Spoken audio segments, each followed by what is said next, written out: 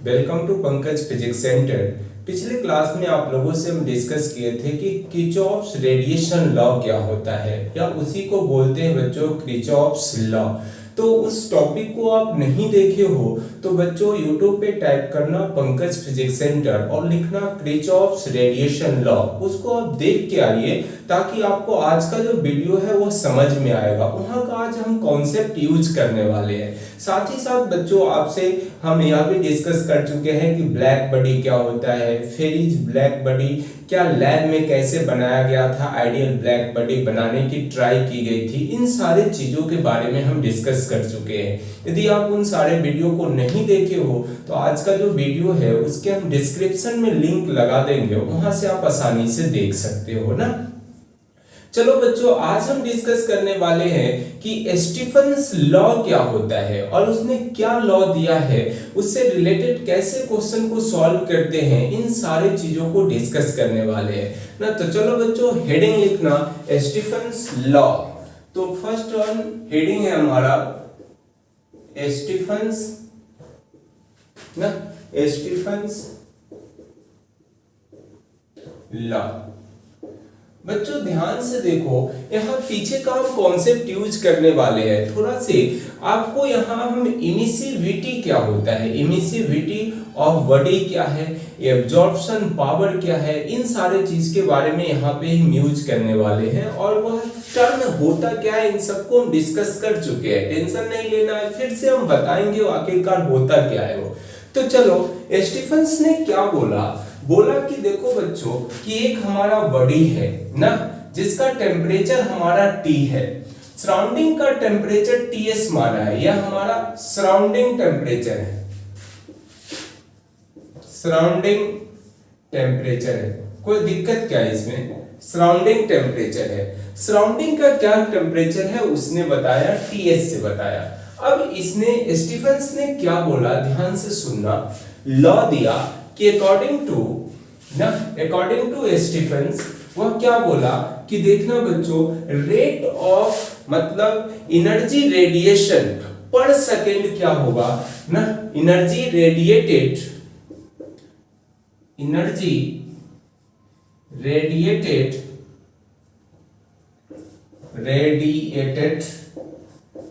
पर सेकेंड की बात कर रहा है। तो इसने क्या बोला कि यह डायरेक्टली प्रोपोर्शनल होती है एरिया का। एरिया मतलब एरिया, यह कौन सा एरिया है, सरफेस एरिया या एक्सपोज एरिया? बच्चों एक्सपोज एरिया है ना। कौन सा एरिया है, एक्सपोज एरिया, एक्सपोज्ड एरिया है ना। ये सारी सरफेस एरिया की बात नहीं कर रहे। और सरफेस एक्सपोज्ड एरिया क्या होता है, तो बच्चों हम जैसे ही आपको रेडिएशन चालू किए थे ना, वहां पे आपसे हम डिस्कस किए थे।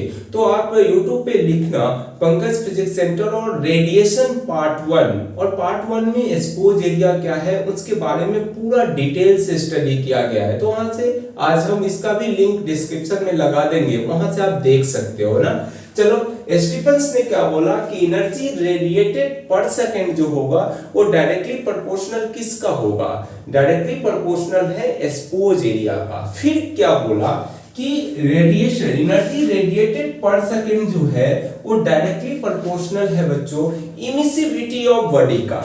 इमिसिविटी मतलब ई से डिनोट कर रहे हैं ना, स्मॉल ई से, या बच्चों इसको एप्सिलॉन नॉट से भी, एप्सिलॉन से भी डिनोट करते हैं, नॉट से नहीं एप्सिलॉन से। तो ये सारे ई से डिनोट कर लिए, यहाँ पे कोई दिक्कत नहीं। अब बताओ कि एनर्जी रेडिएटेड पर सेकेंड जो है वह डायरेक्टली प्रोपोर्शनल होता है T का पावर 4 का। यह लॉ है बच्चों, स्टीफन्स लॉ ना, स्टीफन्स लॉ है। तो इसने ऐसा बोला तो T का पावर 4 है। अब एक बात बता कि यह T जो है वो क्या है, बॉडी का टेम्परेचर है कि सराउंडिंग का टेम्परेचर है? तो बॉडी आपको यहाँ सरफेस टेम्परेचर है। तो बच्चों याद रखो कि जब भी हम आपसे कोई बात बोले कि बॉडी का टेम्परेचर है, इससे मतलब आपको फील क्या आना चाहिए कि सरफेस का टेम्परेचर बोल रहा है बॉडी का, सराउंडिंग का टेम्परेचर नहीं बोला जा रहा है ना, तो यह बॉडी टेम्परेचर है या आप सरफेस टेम्परेचर भी बोल सकते हो, इस तरह से बोला जा सकता है। अच्छा चल एक बात और बोला, अच्छा एक बात बता कि यह टेम्परेचर जो है वो किस में होगा, डिग्री सेंटीग्रेड में कि केल्विन में लेना है, तो हमेशा केल्विन में लेना है। तो टेम्परेचर जो होगा बच्चों वो केल्विन में लेना है, केल्विन्स ना, केल्विन में, इन केल्विन में लेना। अब बताओ कि जब इन सारी चीज को कंबाइंड किया ना, तो इसको यह रेट ऑफ मतलब एनर्जी रेडिएटेड पर सेकंड को ऐसे भी लिखा जा सकता है बच्चों। यहां पे देखो ध्यान से, dQr अपॉन dt ना, इसको क्या बोलोगे, एनर्जी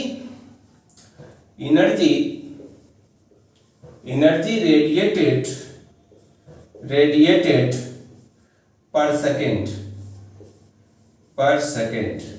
इसको ऐसे, या dQr upon dt equal to क्या लिखोगे, जब प्रोपोर्शनलिटी को हटाओगे तो एक कांस्टेंट आता है जिसको हम सिग्मा से डिनोट करते हैं, सिग्मा EA t का पावर 4। अब t या सिग्मा क्या है, यूनिवर्सल कांस्टेंट है, यूनिवर्सल कांस्टेंट, और इसी को स्टीफन्स कांस्टेंट भी बोलते हैं, universal constant called Stefan's constant बोलते हैं। कोई दिक्कत क्या? ई हमारा क्या है, ई है इमिसिविटी ऑफ बॉडी, ई क्या है, इमिसिविटी ऑफ बॉडी। बच्चों इतना स्क्रीनशॉट लो, उसके बाद और बताते हैं, स्क्रीनशॉट ले लीजिए, हो गया। चलिए यहां पे देखो ई क्या होता है, ई जो है वो, और सिग्मा की वैल्यू कितनी होगी याद, या तो ऐसे क्वेश्चन में दिया रहता है, लेकिन होगा क्या, याद करने का ट्रिक है बच्चों, 5.67 into 10 to the power -8 होता है। तो याद कैसे करोगे, 5 6 7 8, इस तरह से याद रखना, आसानी से याद रहेगा और टेंशन लेने की कोई जरूरत भी नहीं है कि ऑटोमेटिक क्या है, यह क्वेश्चन में दिया रहता है, नहीं दिया रहे तो याद रहना भी जरूरी है। चलो अब इसकी यूनिट की बात कर लेते हैं, यूनिट क्या होगा, ध्यान से देखिए, dQr अपॉन dt है ना, तो इसका क्या होगा यूनिट, वाट होगा, और एरिया का यूनिट एक्सपोज एरिया है तो कौन सा, मीटर स्क्वायर, और ई का तो कोई यूनिट है नहीं, इमिसिव पावर मतलब इमिसिविटी ऑफ बॉडी है, ई हमारा क्या है, इमिसिविटी ऑफ बॉडी, यहां लिख ही देते हैं, इमिसिविटी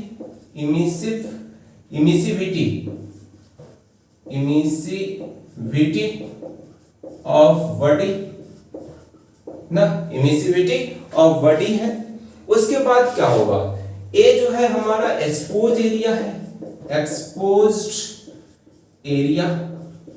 चलो टी हमारा क्या है, टेम्परेचर है, फिर से लिख दिए, और केल्विन में लेना है, इन केल्विन, ध्यान से रहे बच्चों, केल्विन में लेना है, यदि डिग्री सेंटीग्रेड में है तो चेंज करना पड़ेगा ना, इस तरह की बात है। चलो इसकी यूनिट की बात कर लेते हैं, यूनिट क्या होगा, ध्यान से देखिए, इसका यूनिट क्या होगा, याद करो तो वाट होगा, वाट।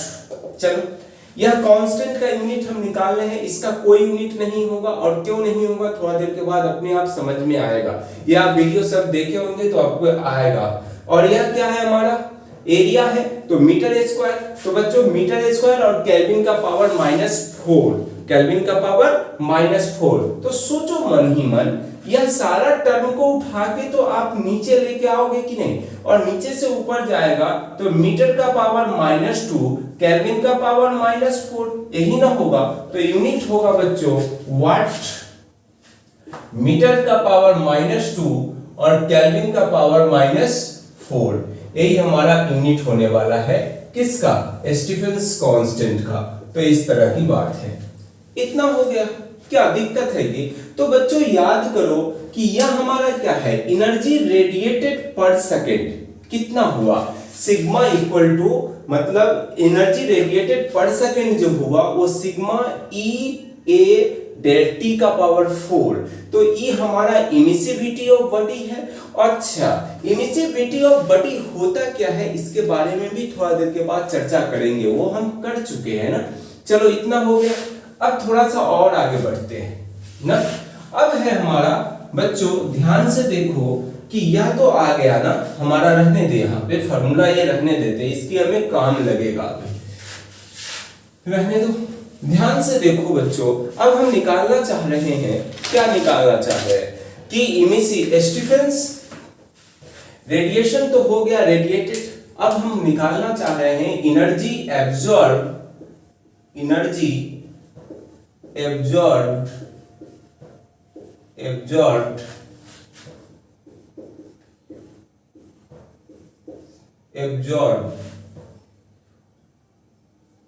एनर्जी एब्जॉर्ब पर सेकेंड, एनर्जी एब्जॉर्ब पर सेकेंड, एनर्जी कितना एब्जॉर्ब होगा पर सेकेंड वो निकालना चाह रहे हैं। मतलब ऐसा लिख सकते हैं D Q A upon D T, कोई दिक्कत क्या। अब बताओ फिर इसने लॉ क्या दिया, स्टीफेंस का ही लॉ है ये। तो ये बोला कि डायरेक्टली प्रोपोर्शनल होगा ए, डायरेक्टली प्रोपोर्शनल होगा ए का, ए हमारा क्या है, एब्जॉर्प्टिव पावर है ना, एब्जॉर्प्टिव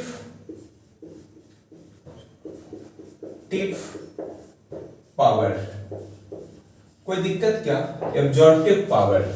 और यह डायरेक्टली प्रोपोर्शनल है टीएच का पावर 4। अब यहां पर क्या है, सरफेस टेम्परेचर नहीं है बच्चों, यह कौन सा टेम्परेचर है, सराउंडिंग का टेम्परेचर है, सराउंडिंग टेम्परेचर अब लेना है, सराउंडिंग टेम्परेचर।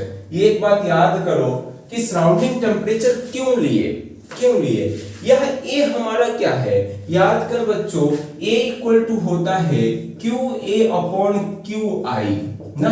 कितना बॉडी एब्जॉर्ब किया है, जो इंसिडेंट एनर्जी हुई है उतना किसका एनर्जी, मतलब मान लो कि इस पे क्यू आई एनर्जी इंसिडेंट हो रहा है और क्यू ए क्या किया, एब्जॉर्ब किया है, तो उसको हम एब्जॉर्प्टिव पावर बोलते हैं, रेशियो को। तो absorptive power Q A upon Q I होता है।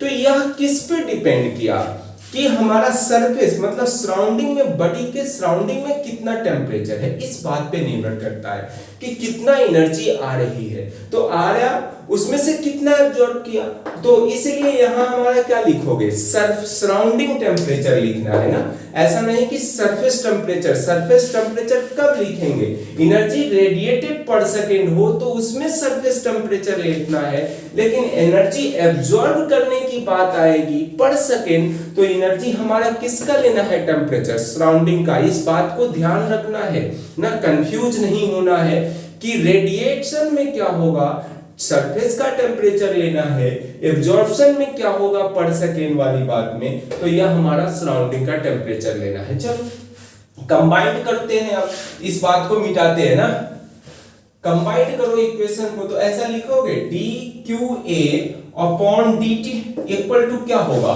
बोलो, इक्वल टू ऐसा लिख सकते हैं बच्चों, सिग्मा ए या कैपिटल ए एक्सपोज एरिया है, ए हमारा एब्जॉर्प्टिव पावर है और टी का पावर, टीएच का पावर 4 लिखेंगे, टीएच का। अच्छा यहाँ पे टेम्परेचर किस में लेना है, केल्विन में लेना है, और क्या लेना है बच्चों, केल्विन में लेना है, केल्विन, ध्यान रखें कि इन केल्विन में लेना है ना, केल्विन में। चलो हो गया। अब एक बात देख, यहाँ पे ई है और यहाँ पे ए है, यहाँ पे ई है और यहाँ पे ए है, हम ऐसा लिख रहे हैं, ध्यान से देखो, हम D Q A upon D T जो है वो सिग्मा ए, हम ई टी का पावर, टी एच का पावर 4 लिख रहे हैं। अब क्या है, अब कंफ्यूज होने वाली बात है कि अब तुम पूछोगे ना कि क्या वजह है कि आप ए की जगह ई यूज कर रहे हैं, मतलब क्या हुआ कि ए इक्वल टू ई है। अब कहोगे ऐसा क्यों, हम तो नहीं मानेंगे ना, हम तो नहीं मानेंगे, ऐसा क्यों हुआ, तो थोड़ा देर सुनो अब कैसे हुआ है। तो ई हमारा आया, अब देखो थोड़ा सा, यही ना कहानी है। अब हम मिटाते हैं ना इस बारे में, इसको मिटाओ, पहले थोड़ा सा याद करो कि किरचॉफ्स लॉ में क्या आपको पढ़ाए थे, किरचॉफ्स रेडिएशन लॉ सब याद करना पड़ेगा, एक दूसरे से सब लिंक है। तो याद करो E upon A equal to EV, यही ना बताए थे। मतलब क्या था कि एक नॉर्मल बॉडी था बच्चों, एक नॉर्मल बॉडी था और एक हमारा ब्लैक बॉडी था। क्या था? Black body. नॉर्मल बॉडी का इमिसिव पावर जो था, इमिसिविटी जो थी वह क्या था? इमिसिविटी, पावर नहीं, इमिसिविटी जो था वो E माने थे और इसका इमिसिविटी EV माना गया था। याद कीजिए, नहीं देखे हो तो जाके देखो, इसका बहुत अच्छा सा कॉन्सेप्ट आपको एक पिछले ही वीडियो में बताया गया है कि किरचॉफ्स रेडिएशन लॉ क्या होता है, इन सारे चीजों को। तो NBE और NB क्या है हमारा, ब्लैक बॉडी के लिए EB माने हैं। इसका नॉर्मल बॉडी जो है उसका एब्जॉर्प्टिव पावर जो है वो A माना गया है और ब्लैक बॉडी का एब्जॉर्प्टिव पावर कितना होता है? 1 होता है। तो यहां से देखो, यह तो किरचॉफ्स लॉ से आया था ना, फ्रॉम कहां से आया था बच्चों? किरचॉफ्स लॉ या किरचॉफ्स रेडिएशन लॉ। याद कीजिए फिर से कि E क्या होता है? E हमारा होता है बच्चों, E होता है कि नॉर्मल बॉडी का इमिसिव पावर, नॉर्मल बॉडी का क्या है? इमिसिविटी और ब्लैक बॉडी का इमिसिविटी का रेशियो ना, तो उसको बोलते हैं E। तो मतलब E नॉर्मल बॉडी और E ब्लैक बॉडी ना, इमिसिव पावर की इमिसिव पावर बोल रहे हैं बार बार, वह क्या होता है? इमिसिव ना, इमिसिविटी ऑफ बॉडी और इमिसिविटी ऑफ किसका? मतलब नॉर्मल ब्लैक बॉडी और नॉर्मल बॉडी का जो रेशियो होगा उसी को ना बोलते हैं इमिसिविटी ऑफ बॉडी। तो इमिसिविटी ऑफ बॉडी जो स्मॉल e है वह क्या है? नॉर्मल बॉडी और ब्लैक बॉडी का इमिसिविटी का रेशियो। तो ये सारी कहानी है हमारी। तो अब बताओ यहाँ पे क्या लिखोगे? E equal to E upon EV। इतना हो जाने के बाद ध्यान से देखिए, और यह कहां से आया था? किरचॉफ्स लॉ से। तो एक बात बता, इसको हम ऐसे लिख सकते हैं, देखो तो E upon EV equal to A, इसको तो यहां से देखो हम ऐसा नहीं लिख सकते हैं, E इक्वल टू A होगा हमारा दोनों से। तो अब कहोगे क्या ऐसा बोल सकते हो कि इमिसिविटी ऑफ बॉडी इक्वल होगा एब्जॉर्प्टिव पावर, दोनों बराबर होगा? नहीं बच्चों, ऐसा दोनों की इस केस में है बराबर, वो दूसरी बात है, लेकिन दोनों का दूसरा लॉजिक है, अलग अलग लॉजिक है। तो यह बराबर क्यों आ गया? तो बराबर आने के लिए क्या है? कंडीशन सेम है हमारा ना। कंडीशन क्या है? यह भी हमें पर सेकंड पर निकाला गया था, ये भी हमें क्या कर रहे हैं? पर सेकंड की बात कर रहे हैं सब। तो यह दोनों अलग अलग चीज है, दोनों अलग अलग चीज है, लेकिन यह पार्टिकुलर कंडीशन के लिए यह सेम आ जाता है ना। आपसे कोई पूछे क्यों सेम आया, तो बच्चों ऐसा बोलना कि चलो भाई, इमिसिविटी ऑफ बॉडी जो है और एब्जॉर्प्टिव पावर जो है दोनों अलग अलग बात है, बशर्ते सेम आने का कंडीशन है कि एक पार्टिकुलर कंडीशन के लिए हम सेम यूज कर सकते हैं। तो और सेम आया भी, तो E इक्वल टू A यहां से आया है और वो यूज कर लिए हैं। कोई दूसरी बात है कि कोई रॉकेट साइंस वाली बात नहीं है बच्चों, आप आराम से इसको देखोगे जाके तो आप पूरा इसका हम डेरिवेशन कराए हुए हैं, आपको समझ में आएगा। और यहाँ भी अभी बताए हैं 100% आना चाहिए। चलो, इतना हो जाने के बाद अब क्या करोगे?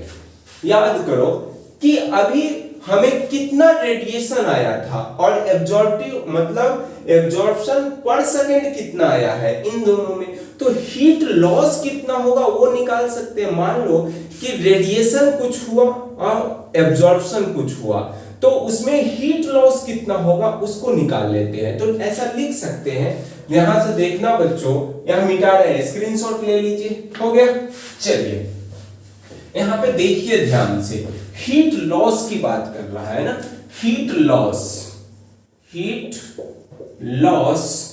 पर सेकंड, मतलब इसको हम लिख सकते हैं dq अपॉन dt ना, dq अपॉन dt। तो क्या होगा? dqr अपॉन dt माइनस का dqa अपॉन dt। ध्यान से सुनो फिर से क्या लिखे हैं हम। ऐसा लिख सकते हैं कि एनर्जी रेडिएटेड पर सेकेंड, इसको क्या पढ़ोगे, एनर्जी रेडिएटेड पर सेकेंड माइनस एनर्जी एब्जॉर्ब्ड पर सेकेंड। तो इसको जब माइनस करोगे तो हमें क्या आएगा, हीट लॉस आएगा। पर सेकेंड कितना हीट लॉस होगा और निकल के आ जाएगा। तो यह पर सेकेंड की बात तो dq अपॉन dt लिख सकते हैं बच्चों। कितना लिखोगे, सिग्मा a e ts मतलब t का power 4 minus sigma a e ts का पावर 4। तो यहां से क्या लिखोगे, dq upon dt equal to sigma a e common ले लेते हैं, t का पावर 4 माइनस ts का पावर 4। यह सराउंडिंग टेम्परेचर है और t हमारा सरफेस टेम्परेचर है या बॉडी का टेम्परेचर बोल सकते हैं। तो यही ना हमें हीट लॉस होगा बच्चों। यह क्या है, हीट लॉस है, हीट लॉस है हमारा पर सेकेंड, हीट लॉस। इतना हो गया, कोई दिक्कत है कि इसमें? तो हीट लॉस आपसे पूछेगा तो क्या है, सिग्मा, और सिग्मा स्टीफेंस कांस्टेंट होता है जिसकी वैल्यू कितनी होती है 5.67 into 10 to the power -8 watt metre का पावर -2 और केल्विन का पावर -4। तो इस तरह से ये हमारा एक्सपोज्ड एरिया लेना है। ई हमारा क्या है बच्चों, इमिसिविटी ऑफ बॉडी है, और टी हमारा बॉडी का सरफेस टेम्परेचर है, और टीएस क्या है, सराउंडिंग का टेम्परेचर है। जो बॉडी रखा हुआ है उसके चारों तरफ क्या सराउंडिंग में टेम्परेचर है वह टेम्परेचर लेना है ना। कोई दिक्कत क्या? तो चलो इसका स्क्रीनशॉट ले लो। हो गया, स्क्रीनशॉट ले लीजिए। इस होने के बाद अब चलो इससे क्या है, कुछ क्वेश्चन कर लेते हैं ना, क्वेश्चन करते हैं। चलो इतना हो गया, देखो क्वेश्चन कैसे बनाया जाएगा। मान लेते हैं बच्चों कि हमारा दो बॉडी है, मान लो दो बॉडी है, ध्यान से देखना, एक और ये दूसरा बॉडी ना। इसकी रेडियस जो है, इसकी रेडियस r2 है और इसकी रेडियस हम r1 माने हैं ना, इसकी रेडियस r1 माने हैं। एक हमारा दोनों ब्लैक बॉडी ही है, मतलब ब्लैक बॉडी है, यह भी ब्लैक बॉडी है, ब्लैक बॉडी है, कोई दिक्कत क्या? और इसका सराउंडिंग टेम्परेचर जो है, मतलब इसकी बॉडी का जो टेम्परेचर है, मान लेते हैं कि इसका 4000 है, और इसके बॉडी का जो टेम्परेचर है, इसके बॉडी का वो कितना है 2000 केल्विन है, केल्विन में ही लिया गया, क्या दिक्कत है? ऐसी सिचुएशन है, आपसे पूछ रहा है कि हीट लॉस कितना होगा, और ई का वैल्यू इसका भी 1 है और इसका भी 1 है ना। Heat loss, find the ratio पूछ रहा है, find the ratio of heat loss, कितना हीट लॉस होगा वो बताना है आपको। हीट लॉस क्या होगा, तो चलो देखते हैं क्या बताए हैं। हीट लॉस क्या होने वाला है, dq अपॉन dt जो है वह क्या होता है, सिग्मा e, और क्या लिखोगे, a t का पावर 4 और माइनस क्या लिखोगे, ts का पावर 4 ना। आपको रेशियो पूछ रहा है ना, रेशियो, तो क्या करोगे, या तो हीट लॉस है ना, आपसे हमें रेशियो पूछ रहा है, हीट लॉस का कितना रेशियो होगा ना। तो चलो याद करो, हम ऐसा लिख सकते हैं dq1 अपॉन dt कर लेते हैं पहला। तो क्या लिखोगे बोलो तो बच्चों, हम ऐसा लिखेंगे, सिग्मा का वैल्यू तो सिग्मा ही रहने दो, ई का वैल्यू दोनों की जगह 1 ही यूज करना है, और हमें क्या लेना है, ये एक्सपोज्ड एरिया लेना है। तो क्या लिखोगे, सिग्मा ई, और एक्सपोज्ड एरिया के लिए क्या लिखोगे, 4 पाई r1 का होल स्क्वायर ना, r1 का होल स्क्वायर। चलो इक्वेशन इसको 1 मान लेते हैं, dq2 अपॉन dt लिखते हैं, तो सिग्मा e 4 पाई r2 का होल स्क्वायर ना, या 2 मानते हैं। एक बात और है बच्चों कि यहाँ पे जो बॉडी जो है, मतलब रेडियस जो है हमारा, रेडियस वह क्या हो रहा है, यह रेडियस जो है वह यह R1 है और यह R2 है, ऐसा बोला है ना। यह R1 है और ये R2 है। चलो और कुछ सोच लेते हैं, इतना है। अब मान लो ना कि R1 ऐसा है, दिया हुआ है, यह 2 मीटर का है और यह जो है वह मान लेते हैं बच्चों हमारा हाफ है 1 मीटर का ही है। कोई दिक्कत क्या, एक 2 है और एक 1 है ना, बड़ा दिख रहा है लेकिन मानो क्या, इसको हम 4 मान लेते हैं। चलो अच्छी बात है, 4 मान लेते हैं, क्या दिक्कत है। अब हमें हीट लॉस तो यह फार्मूला काम नहीं करेगा ना, तो हम क्या, सराउंडिंग का टेम्परेचर कुछ नहीं मालूम, अलग अलग हीट लॉस निकालना है तो दोनों को हम क्या करना है, रेशियो निकालना है। तो ऐसा लिखो dq1/dt और रेशियो है बच्चों तो dq2/dt, ऐसे है, रेशियो ही तो है। सिग्मा E 4 पाई और यहाँ पे क्या लिखोगे 2 का होल स्क्वायर मतलब 4 का होल मतलब 2 का होल स्क्वायर लिख लेते हैं और यहाँ पे सिग्मा E 4 पाई और क्या लिखोगे, बोलो और क्या। और बच्चों यहाँ पे एक बात और लिखना है, T का पावर 4 मतलब केल्विन का पावर 4 है तो 4 लिख दो यहाँ पे। और क्या नीचे कितना आएगा, यहाँ 4 का होल स्क्वायर और 2000 का पावर 4। कोई दिक्कत नहीं, ऐसा लिख सकते हैं। अब देख, 10 से 10 यह सब गायब हो जाएगा तो क्या होगा हमारा, यहाँ पे 4 और यहाँ पे 16 और इनटू क्या लिखोगे मतलब 4, ये वाली बात। यहाँ भी क्या है हमारा, ऐसा लिखो ना, मन ही मन करो कि जितना इस पर 0 आएगा और जितना इस पर 0 आएगा सब एक दूसरे को कैंसिल आउट करेगा। ये बात तो आप समझ रहे हो ना। तो कैंसिल आउट करेगा तो कितना होगा, 4 का पावर 4 है तो मतलब क्या, 4 का पावर मतलब 4 टाइम्स लिख लेते हैं, क्या दिक्कत है। और नीचे 4 टाइम 2 लिख लेते हैं, क्या परेशानी क्या। इस तरह की बात है। तो यहाँ पे यह 16 है तो 2 4 गायब कर लेगा, यहाँ 4 है तो यह 2 2 गायब हो जाएगा और यहाँ पे 1 4 मतलब क्या है 4 जूल हमारा क्या होगा, एनर्जी हीट लॉस होगा। मतलब हीट लॉस का जो रेशियो आएगा, रेट ऑफ हीट लॉस जो आएगी वह कितनी आएगी, 4 आएगी। कोई रॉकेट साइंस वाली बात है, टाइम पासिंग वाला क्वेश्चन है ना। चलो इस तरह से हो गया, स्क्रीनशॉट ले लो बच्चों, स्क्रीनशॉट ले लीजिए, हो गया। चलिए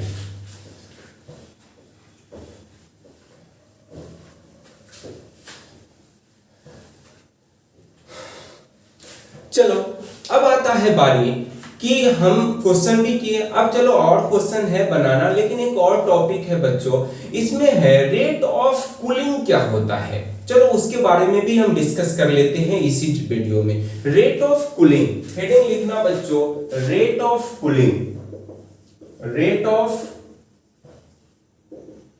कूलिंग। रेट ऑफ कूलिंग क्या होता है उसको ध्यान से समझो कि यह हमारा बॉडी है, कोई दिक्कत क्या।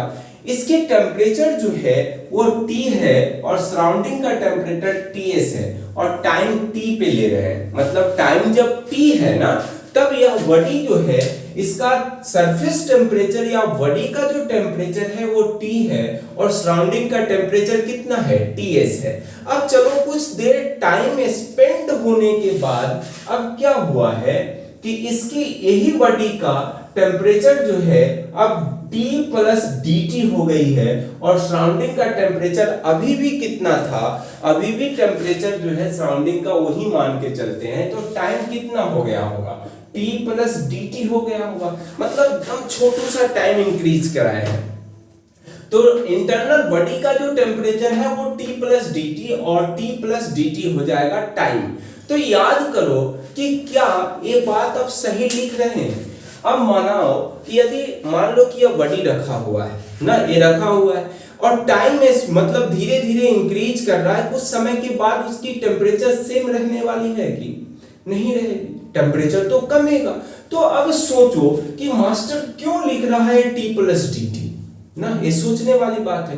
तो बच्चों T प्लस dt लिखने का लॉजिक है कि मान लो कि रियलिटी में तो निगेटिव मतलब टेम्परेचर घट रहा है ना, तो माइनस करना चाहिए था, हमें माइनस करना चाहिए, लेकिन माइनस नहीं कर रहे हैं। इसका मतलब है बच्चों कि बाद में हमें माइनस साइन यूज करना पड़ेगा, लेकिन लिख तो दिए हैं, लेकिन इसको पॉजिटिव जो निगेटिव है ना, घट रहा है ना, यह हमारा फाइनल टेम्परेचर है और टीटी डीटी टाइम इंक्रीज करने के बाद ऑटोमेटिक इसकी टेम्परेचर घटेगी, और घटने के बावजूद हम प्लस साइन यूज कर रहे हैं। इसका मतलब है कि बाद में हम इसको पॉजिटिव करने के लिए माइनस यूज कर लेंगे ना। तो चलो अच्छी बात है। अब नेट हीट लॉस हम देखना चाह रहे हैं ना, क्या लिखोगे? Net heat loss. Heat loss जो होता है वो कितना बताए हैं हम? सिग्मा ए ई टी का पावर 4 और टीएस का पावर 4, यही ना बताया है। अभी तो यही सीखे। इतना हो जाने के बाद अब बताओ कि ऐसा लिख सकते हैं नेट dq अपॉन dt ही ना लिखे हैं, तो सिग्मा ए ई टी का पावर 4 टीएस का पावर 4, कोई परेशानी क्या? अब बता, हम dq इक्वल टू ऐसा लिखेंगे सिग्मा ए ई टी का पावर 4 माइनस टीएस का पावर 4 और dt हो गया। dq equal to sigma A E T का पावर 4 माइनस टीएस का पावर 4 dt, कोई परेशानी क्या? अब इतना हो गया तो इसको क्या लिखोगे? मतलब यहां जो हीट लॉस जो हो रहा है, हीट लॉस क्या लिखोगे? हीट लॉस इन dt, मतलब dt में कितना समय में हीट लॉस होगा, तो ये सारी बात है। हीट लॉस हो रहा है। अब चलो इतना तो हो गया ना, अब बताइए थोड़ा सा आप याद करो बेसिक चीज। हीट लॉस जो है वो क्या होता है, याद करो तो dq equal to ms delta t होता है। याद कीजिए m क्या है बच्चों? मास ऑफ बॉडी। m क्या है? मास ऑफ बॉडी। याद कीजिए s क्या है? स्पेसिफिक हीट कैपेसिटी है, और डेल्टा टी जो है वो चेंज इन टेम्परेचर है। कोई दिक्कत क्या? dq हमारा क्या है? हीट लॉस है, और हीट लॉस को ms डेल्टा टी लिखते हैं। ये याद होना चाहिए आपको, बहुत शुरू में पढ़े हैं ना। चलो इसको मिटाते हैं फिगर को। अब ध्यान से देखो, वहां से हम ऐसा लिख सकते हैं dq की जगह पर क्या लिखेंगे? ms delta t equal to sigma A E T का पावर 4 माइनस टीएस का पावर 4 dt। कोई दिक्कत क्या? ये बात अब याद करो बच्चों। अभी ना शुरू में क्या बताए थे कि जब हमारा टाइम t था तो टेम्परेचर बॉडी का t था, लेकिन जब टाइम इंक्रीज किया था तो टेम्परेचर घटना चाहिए, और लॉजिकल घटेगा भी, तो तब भी हम t प्लस dt लिखे थे ना। तो dt अब बोले थे उस समय कि dt लिख रहे हैं तो वह टेम्परेचर जो रिड्यूस हो रहा है उसको निगेटिव आ जाएगा। उसको बचने के लिए हमें क्या करना चाहिए? एक यहाँ पे माइनस साइन यूज कर रहे हैं, मतलब माइनस साइन यूज करना पड़ेगा। क्यों यूज किए? कि अभी तो बता यही ना लिखे थे, यह t था और यह t प्लस dt था। एक्चुअल में तो टेम्परेचर घट रही है ना, और घटने के बावजूद भी यहाँ minus sign plus sign use कर लिए हैं। तो इससे बचने के लिए, पॉजिटिव क्वांटिटी बनाने के लिए हम क्या लिखे हैं? माइनस साइन यूज कर लिए हैं ना। ये सारी बात है। अब बताओ माइनस साइन ऐसा लिखना बच्चों कि माइनस साइन इसलिए यूज किया गया है ताकि जो dq जो है वो पॉजिटिव रहे। dq क्या रहे? पॉजिटिव रहे, और कोई बात नहीं है। चलिए अच्छी बात है। आगे बढ़ा जाए तो क्या लिखोगे? यहां से यह डेल्टा t है, वो डेल्टा t की जगह हम dt यूज कर लेते हैं। क्या दिक्कत है? हम minus ms d capital T use कर रहे हैं, टेम्परेचर है, और क्या लिखोगे? सिग्मा ए ई टी का पावर 4 माइनस टीएस का पावर 4 dt। अब कहोगे कि यहाँ डेल टी क्यों नहीं लिखा? अरे हम वह चेंज है ना, बड़ा सा चेंज। अब यहाँ dt ना छोटू सी टाइम लिए हैं तो ये dt ही लिखना मजबूरी है, ये लिखना हमें जरूरत नहीं है। तो यह हमारा क्या लिखना चाहिए? यहाँ भी लिखना चाहिए क्या? dt ही लिखना चाहिए ना। तो चलो अच्छी बात है, उठा के ले जाइए आप dt अपॉन क्या लिखोगे, वह dt हम यहाँ ले आते हैं। यह चेंज इन टेम्परेचर है छोटा सा, और यह टाइम की बात कर रहा है। माइनस क्या लिखोगे, सिग्मा ए ई टी का पावर 4 माइनस टीएस का पावर 4 अपॉन क्या लिखोगे, एम एस। क्या लिखोगे बच्चों, एम एस, इस तरह से ना। यह हमारा S specific heat capacity, mass of body, sigma Stefan's constant, A हमारा एक्सपोज एरिया, ई हमारा इमिसिविटी ऑफ बॉडी है ना, इन सारी चीज को। तो इसी को क्या बोलते हैं, rate of cooling, rate of cooling, rate of cooling बोलते हैं। चलो ये हमारी कहानी थी रेट ऑफ कूलिंग के बारे में। तो स्क्रीनशॉट ले लीजिए बच्चों, इसको स्क्रीनशॉट ले लीजिए। हो गया, हो जाने के बाद थोड़ा और डिस्कस करते हैं इसके बारे में। चलो हम ऐसा लिख सकते हैं बच्चों, याद करो ध्यान से देख तो इस इक्वेशन को, इक्वेशन को देखने के बाद ऐसा लिख सकते हैं कि dt अपॉन dt जो है वो कैपिटल T और स्मॉल t का जो रेशियो है वो डायरेक्टली प्रोपोर्शनल है t का पावर 4 माइनस ts का पावर 4। ऐसा नहीं लिखोगे, minus dt upon dt directly proportional है t का पावर 4 माइनस ts का पावर 4 ना, ऐसा लिखा जा सकता है।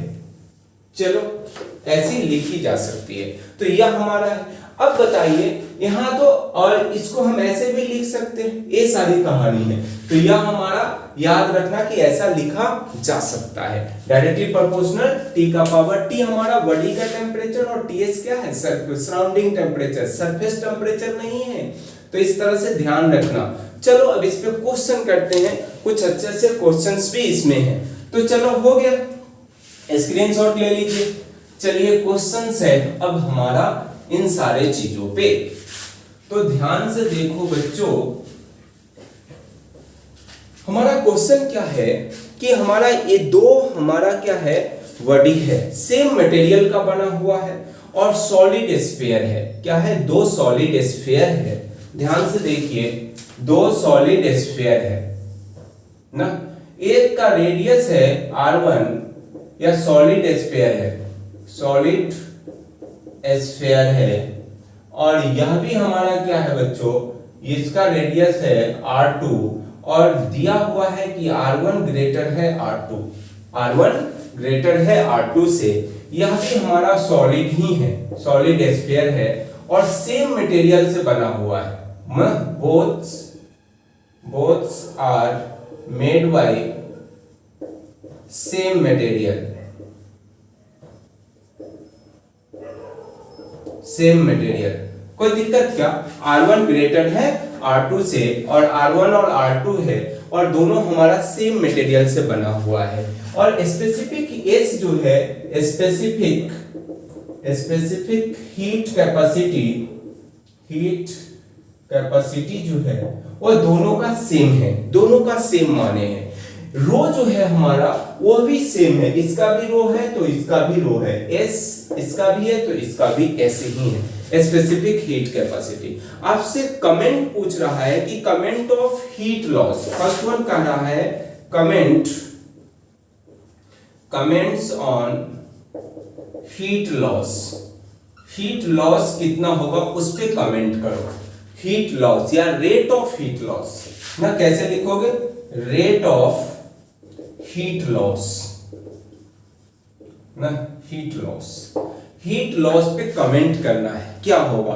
तो याद करो बच्चों, अब किससे ज्यादा या किससे कम हीट लॉस होगा उसकी बात कर रहा है। चल इसको 1 मान लिए और इसको 2 मान लिए है, याद करो। चलो ध्यान से देखो, हीट लॉस कितना होगा वो दिखाना है। तो याद करो बच्चों, अभी अभी क्या पढ़े हैं, dq अपॉन dt, यही ना हीट लॉस है, सिग्मा ए ई t का पावर 4 माइनस ts का पावर 4 है ना। यह हमारा क्या है, हीट लॉस है, heat rate of heat loss ना, रेट ऑफ हीट लॉस यही ना आया था। सिग्मा दोनों के लिए कांस्टेंट, एक्सपोज एरिया अब क्या होगा, यहाँ रेडियस R1 है या R2 है, और या तो दोनों का टेम्परेचर क्या है, दोनों का टेम्परेचर भी हम सेम ही माने हैं ना। तो अब रेट ऑफ हीट लॉस जो होगा वो dQ अपॉन dt जो है वो डायरेक्टली प्रोपोर्शनल R का होगा, रेडियस का। जिसका रेडियस ज्यादा उससे ज्यादा रेट ऑफ मतलब उसका हीट लॉस ज्यादा होगा। तो R1 क्या है हमारा, ग्रेटर है R2 से, तो मतलब है बच्चों कि यह 1 है तो यह 2 है, मतलब हीट लॉस जो होगा मतलब 1 से ज्यादा होगा और 2 से क्या होगा, कम होगा। रेडियस भी डायरेक्टली प्रोपोर्शनल रेडियस से, तो इस तरह से निकाल सकते हैं कि जिसका रेडियस ज्यादा उससे हीट लॉस जो होगी वो ज्यादा होगा, रेट ऑफ हीट लॉस ज्यादा होगा। इस तरह की बात है ना। अब आपसे सेम क्वेश्चन है, कोई दिक्कत नहीं है, सेम क्वेश्चन है और कह रहा है कि comment on rate of cooling कितना होगा वो बताइए। रेट ऑफ कूलिंग पे कमेंट कीजिए। तो यहां पे क्या लिखोगे, रेट ऑफ कूलिंग कर लेते हैं ना, और इस तरह से मिटा दो। तो रेट ऑफ कूलिंग करना है, कूलिंग, तो रेट ऑफ कूलिंग कितना होगा वो बताना है। याद कर बच्चों, अभी अभी क्या सीखे हो, dt अपॉन t इक्वल टू क्या है, sigma A E upon ms और t का पावर 4 माइनस ts का पावर 4। अब कहा कि सेम कंडीशन है, सेम कंडीशन है और यह सिग्मा तो सेम ही होगा, r e मतलब e हमारा क्या है, इस तरह की कहानी है ना, ये कहानी e है और यह ms है और s है और t का पावर 4 और माइनस का ts है, इतनी बात है। अब कह रहा है कि रेट ऑफ, हमें क्या करो, रेट ऑफ कूलिंग की बात कर रहा है ना। तो ध्यान से देखो बच्चों, ध्यान से देखिए क्या होने वाला है। यहाँ पे बहुत अच्छा सा कॉन्सेप्ट आने वाला है, याद करो, इसको ही देखो। क्या लिखोगे, माइनस dt अपॉन dt और ये सिग्मा तो सिग्मा ही है। अब इसका लिए क्या लिखोगे, 4 पाई r का r1 का होल स्क्वायर ना। यह r1 जो है हमारा वह क्या मानते हैं, r1 मान लो बच्चों, यह डेंसिटी रो है और स्पेसिफिक हीट कैपेसिटी इतना है। तो R1 जो है हमारा, यह R1 है और यह R2 है, यह R1 ग्रेटर है R2 से, ऐसा बोला गया ना। याद करो, ध्यान से आगे बढ़ते हैं आगे। E तो यही रहेगा और यहाँ पे क्या है, मास है ना, तो मास तो हमें नहीं दिया हुआ है, तो मास इनटू हमारा क्या है, रो बराबर क्या होता है, मास अपॉन वॉल्यूम। तो m इक्वल टू क्या लिखोगे, रो भी, और रो की बात है तो 4/3 पाई r क्यूब होगा, r क्यूब होगा कि नहीं। तो इस तरह की कहानी है। यहाँ पे हम क्या लिखते हैं, रेडियस r1 ही, मतलब r रहने दे, अभी इसकी बात आगे हम देख लेंगे ना। तो r है और e है और t का पावर कितना है, 4 माइनस ts का पावर 4, और यहाँ पे m की जगह क्या लिखोगे, 4/3 पाई r क्यूब इंटू s, और क्या लिखना है यहाँ हमारा रो होगा। कोई दिक्कत क्या, रो होने वाली है। अब बताओ कि यह तो सब कैंसिल होने वाला है ना, यहां से भी यह बात एक कैंसिल, ऐसा लिख सकते हैं। यहाँ पे देख तो, हम ऐसा बोलने में परेशानी है, माइनस का dt अपॉन dt जो है वह इनवर्सली प्रोपोर्शनल है 1/r का। देखो तो होगा कि नहीं, 1/, यहां से तो एक r बचेगा ना, और यहां से भी, यह सब इसको सजाइएगा तो क्या होने वाला, बचने वाला है। तो एक बात बता कि रेट ऑफ कूलिंग जो है हमारा, रेट ऑफ कूलिंग जो बोलेंगे, रेट ऑफ कूलिंग जो है हमारा वो इनवर्सली प्रोपोर्शनल रेडियस का है। इसका मतलब क्या है, जिसकी रेडियस ज्यादा उससे क्या होगा, मतलब कम हीट लॉ, मतलब कूलिंग रेट क्या होगा, कम होगा।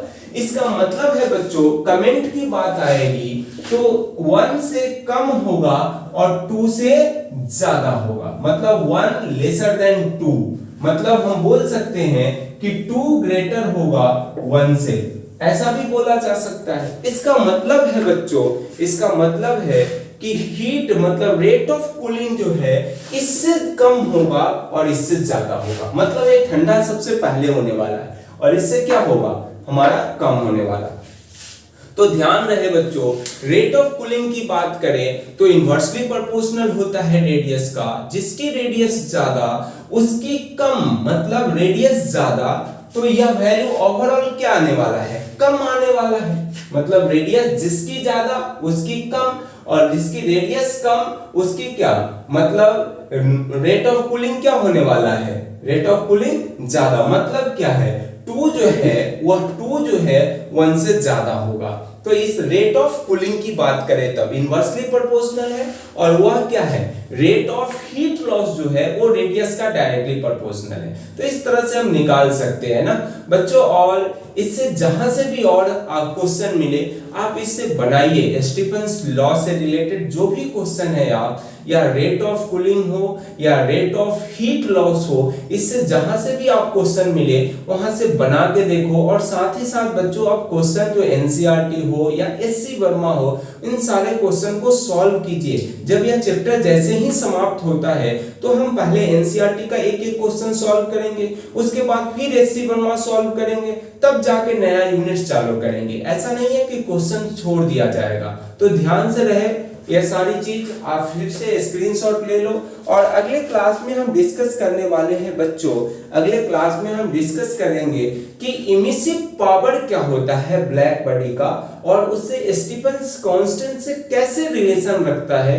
इन सारे चीजों के बारे में डिस्कस करेंगे और साथ साथ इससे रिलेटेड क्वेश्चन भी करने वाले हैं। तो बच्चों तब तक क्या करना है, आपको इस वीडियो को ध्यान से देखिए और इससे रिलेटेड जो भी क्वेश्चन है उसको बनाए, और बड़ा ही मजा आएगा। क्वेश्चन बनाने के लिए हम इसलिए बोलते हैं कि क्वेश्चन बनाओगे तो कॉन्सेप्ट क्लियर होगा, और तभी मजा आता है फिजिक्स पढ़ने में। थ्योरी पढ़ने में कोई बहुत सुनने में बड़ा मजा आएगा, जब क्वेश्चन बनाने जाओगे तब प्रॉब्लम क्लियर होता है, और क्वेश्चन उस प्रॉब्लम को मतलब सॉर्ट आउट करके आगे बढ़ोगे तो अपने आप फिजिक्स पढ़ने में मजा आता है। तो आप क्या करना है, क्वेश्चन कीजिए, जहां से भी आप जो भी क्वेश्चन फॉलो कर रहे हैं, बना रहे हैं, उसको बना के देखिए। ना ही बना तो फिर से वीडियो देखिए, सारे कॉन्सेप्ट को याद कीजिए, ध्यान से आप आगे कॉन्सेप्ट लगाने का कोशिश कीजिए, 100% बनेगा। चलो अगले क्लास में आपसे फिर से मिलते हैं बच्चों। That's it.